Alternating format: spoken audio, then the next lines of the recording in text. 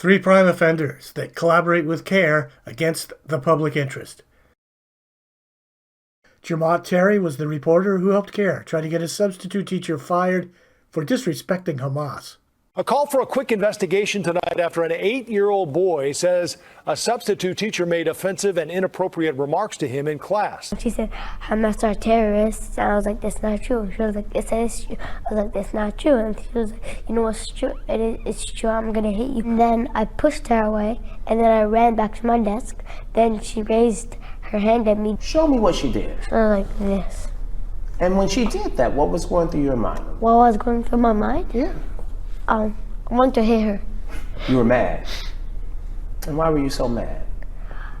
She disrespected my culture. This is particularly concerning. This is terrifying for an 8-year-old student who doesn't have anything to do with anything. This father wants a swift investigation. I want her to be fired.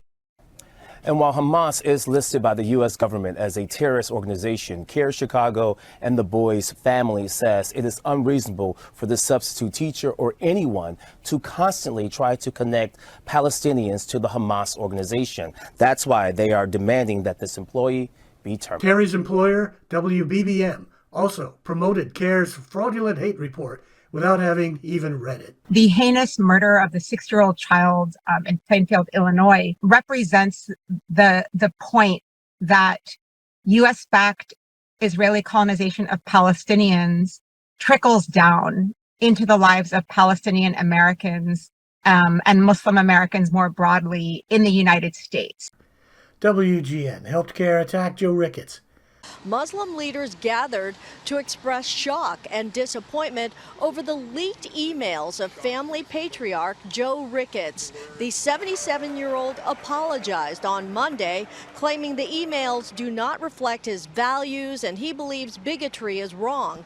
His son Tom, the Cubs chairman, also apologized and noted that his father is not involved with team operations.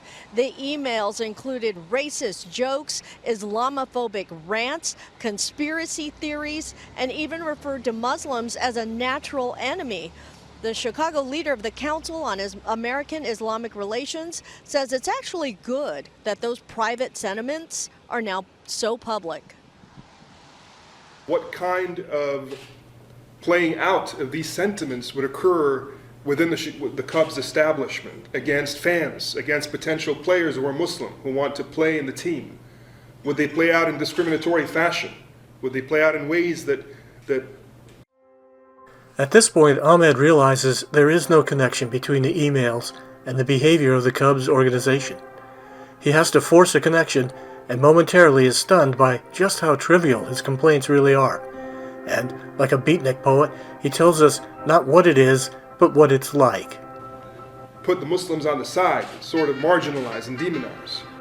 Well, let's see. Ricketts wrote the emails between 2009 and 2014. They only became public in the beginning of 2019. That's 10 years to look for a pattern of behavior in the Cubs, but there is none. These were private emails not meant for public consumption, but CAIR is not going to pass up an opportunity to gain legitimacy and largesse. WGN helped CAIR attack the Illinois Republican Chairman's Association over nothing. Civil rights advocates and activists strongly condemned a meme posted on the Facebook page of the Illinois Republican County Chairman's Association that depicted 4 minority congresswomen as the Jihad Squad in a parody of an action movie poster with the tagline, "Political jihad is their game, and if you don't agree with their socialist ideology, you're racist." Ahmed Rehab, the executive director of the Council on American Islamic Relations in Chicago, says even though the image has been taken down from the group's page, the damage has already been done. It's not sufficient to merely take down something as terrible as this. The fact that it was there in the first place is still a fact.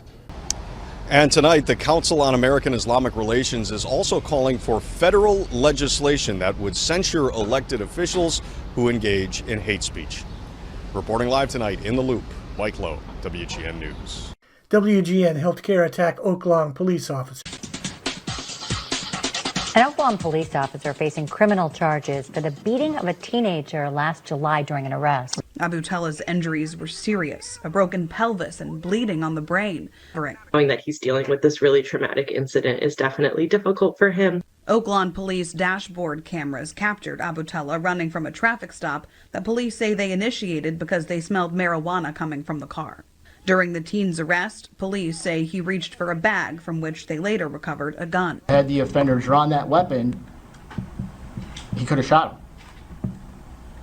Or were they supposed to wait for him to pull it out? Oaklawn's police chief defended his officers in the days after the beating.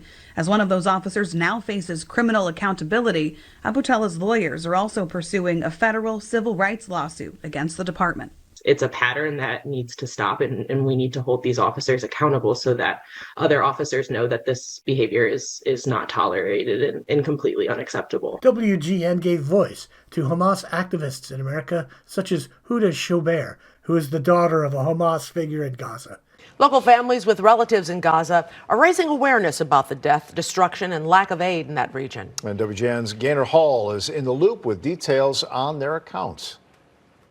Standing next to pictures of their loved ones who were killed in Gaza. At CAIR Chicago today, Palestinian Americans sharing their stories of loss. My father was a retired professor who taught immunology and virology. My mom fought for women's rights. Why would Israel kill such beautiful souls? WGN helped CAIR spread alarmist propaganda about a rise in Islamophobia. Hi, good evening. From shopping plazas to medical facilities and homes, Muslim leaders say attacks targeting Muslims are significantly on the rise and creating shock and fear in the community, which is being encouraged to remain resilient. Faith and civil rights leaders say an accurate one-sided commentary related to the Israel-Hamas war is partially to blame for the recent uptick in threats. The preservation of life is what guides us all in our doctrines. Yet we witness no attention to the loss of life of Muslims in Gaza. This pattern is being repeated across the country hundreds and hundreds and hundreds of times a year and will not stop until people begin complaining about the Council on American-Islamic Relations. She disrespected my culture.